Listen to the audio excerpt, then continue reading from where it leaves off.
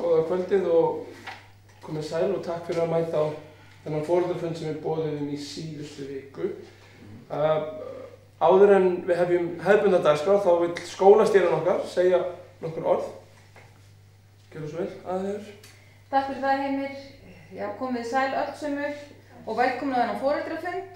Sæl. Það er rétt, ég vil segja hér nokkur orð. Þeir varða mjög viðkvæmt og afar leiðinlegt mál sem varðar allan skólann. Og ég hef gengið hér á milli bekkja í kvöld og rætt þetta mál. Og svo ég komið nú bara beint að efninu að þá hefur borið á því í vetur að allt of margir nemendur hafa komið í skólann án tilskilinna námsgagna. Þau hafa ekki verið með blýanta, ekki verið með penna, stílabækur, pennaveski og sum hafa ekki einu sinni verið með skólatöskur. Og ég hef ítrekað haft samband við foreldra, bæði í síma og skriflega og það er engin breyting orðið á.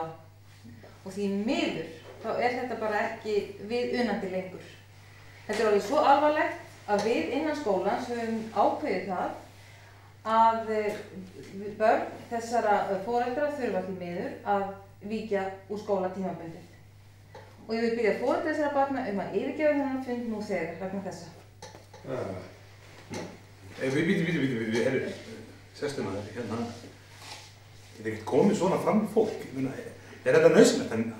Að niðurlægja fólk hérna fyrir framan alltaf? Ég hef reynt allar aðgerðir og ekki fyrir döðu, því miður þá er það komið að þessu. Já, það lítur hægt að boða, einstaklingsfundi eða eitthvað.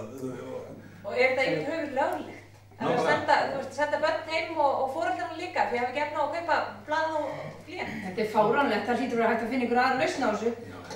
Já, ég verð að segja allavega fyrir mig að mér finnst alveg banalt að foreldrar geti ekki sendt börnin sín í skólan með skriffæri eða nákvæmlega. Og ég bara næ ekkert endum saman mánaðar. Það þú ekki bara að forgangsraða þessu. Þetta kostar nú ekki mikið, vinnum mig. Heldur hann myndi ekki senda barnið sín með skriffæri í skólan ef hann hefði efna á því? Nákvæmlega. Okkur í 1000 kallar. Já, Nei, það heldur það enginn þegar bara það verður truflun á skólastarfi. Krökkum er stríkt vegna þess og ég næ engum fókus í tímum og kennslan fer fyrir lítið. Og hún að vera heima því að ég get ekki keypt þetta á handinni. Alltaf fyrir að geima hana hér og láta hana trufla. Verðum að hugsa um hinbörnin líka. Það er þetta á henni. Við verðum að gera eitthvað í þessu. Hún verður að fara í skóla, það er skólaskylda. Nákvæmlega. Þið takjum við fyrir þegar svona við mætir ekki og svo má ég ekki senda hann í skólan. Því ég hef ekki efna á því. Það eiga allir aðgengi að Já, menn það hlýtur að þetta lána barninu, börnum stílabækur og penna. Nei, því miður þá er það ekki hægt. Jú, ef við þurfum að lána einu barni þá koma önnur ganga á lagið og getum alveg skefið börnunum náttúrulega. Og við höfum ekki efna því. Nei, nákvæmlega, ég er algjörlega sammála þér. Hvar er réttlætið í því að ég borgi fyrir börnin mín síðan koma aðrir og ganga upp og fá bara öllu? Já,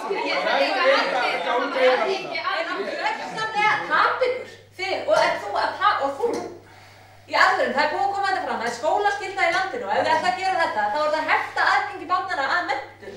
Það er bara mannréttindabrot, þið veitir það. Nákvæmlega. Ég ger mér alveg grein fyrir því og ég vil láta ykkur vita það að við höfum haft samband við menntamálaráðuneytið og þeir hafa gefið okkur grænt ljós á þessar aðgerð. Það er bara stendur í grunnskólanum, allir er réttur á mig. Þið er ekkert sendt á heim bara því að þið